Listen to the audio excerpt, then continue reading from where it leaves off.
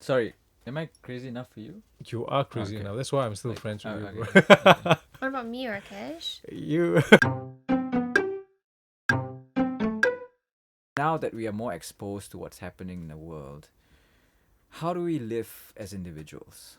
Yeah.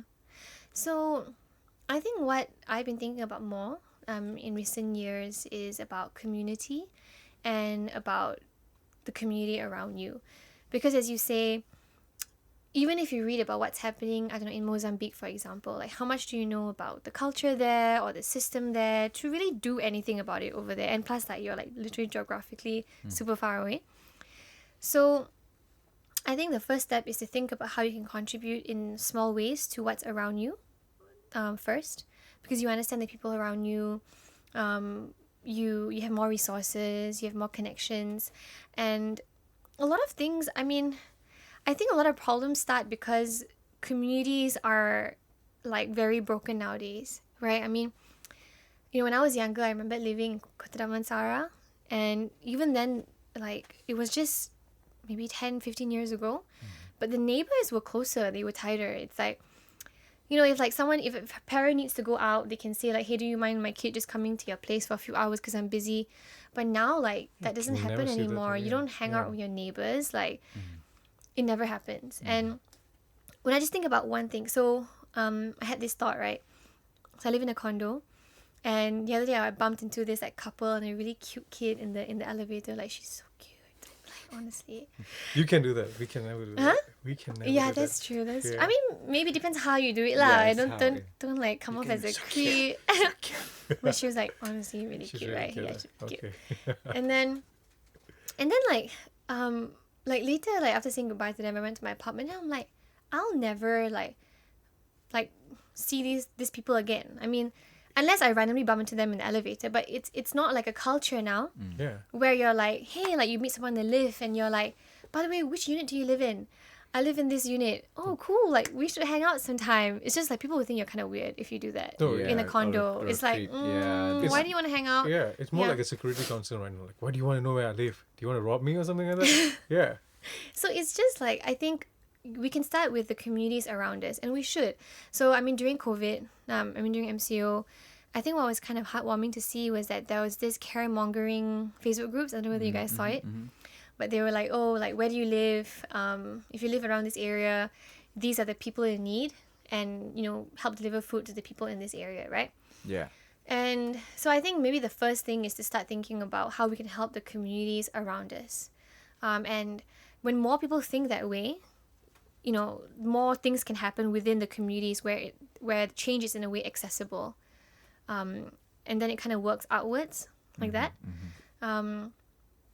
Yeah, I mean that's that's how I've been thinking about it So in it recent starts years with lah. sort of the little circle around you. Yeah. And it just sort of radiates. Yeah, and if Yeah. everyone kind of like starts with their circle, right? You have different circles, then you'd have like tiny localized, I guess, movements everywhere that's helping people around you. But I think a lot of problems in the world are collective action problems, right? Like, I would think if no one does it, or if only 5% of the world does it, then there's no point, Yeah. right? Okay.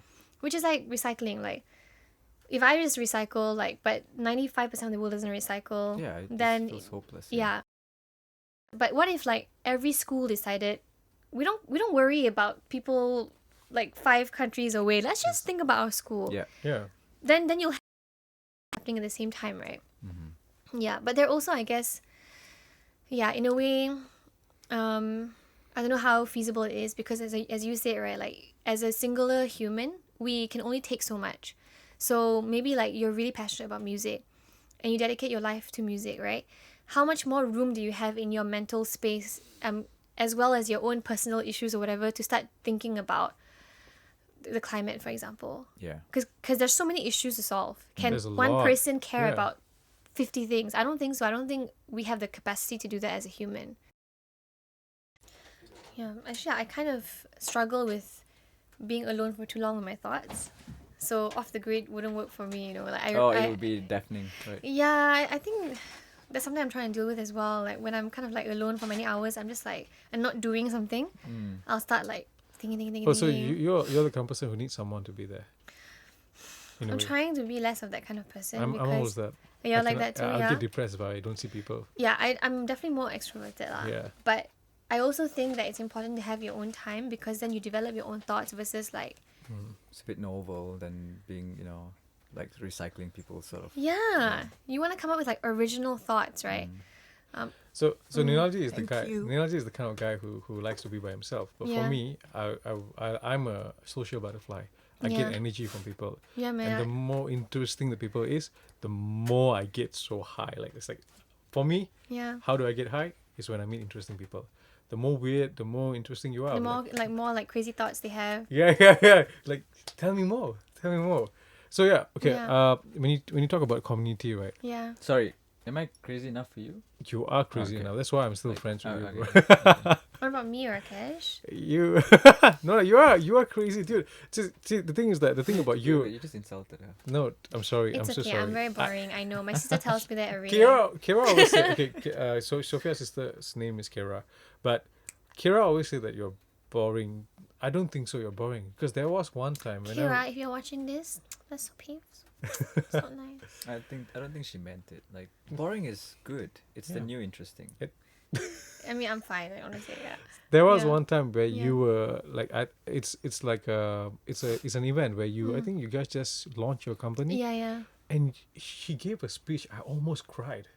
No. Dude, seriously, it Can was you so. show that speech right now? I don't know where it You is, have, but you it have was a video of that. it was so well put. The speech was so what's the word inspiring that I was tearing up. I was like, I mean, in my Mm. mentally lah. I mean, I'm too shy to cry. That time. Aw. Yeah.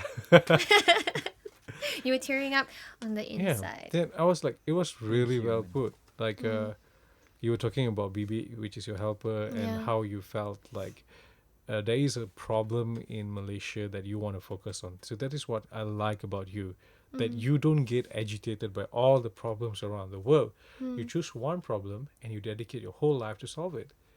Like that's one thing about you. I don't care about people who's like, oh my god, I feel so bad about these people in this country, or I feel so bad about this issue. Let me share. But what do you really do to solve it? Nothing.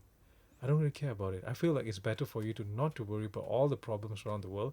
Focus on one, and be the cock in the wheel. Like slowly. What drives you to do this? Yeah. What drives what you do?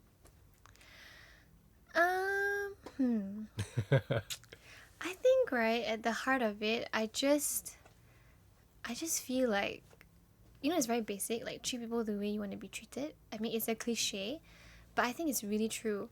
I mean, in my work particularly, I think that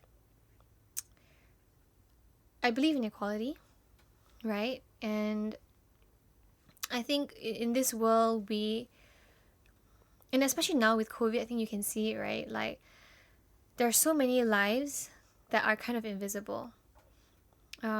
So let's take the example of like healthcare workers, or during like MCU, what were essential services?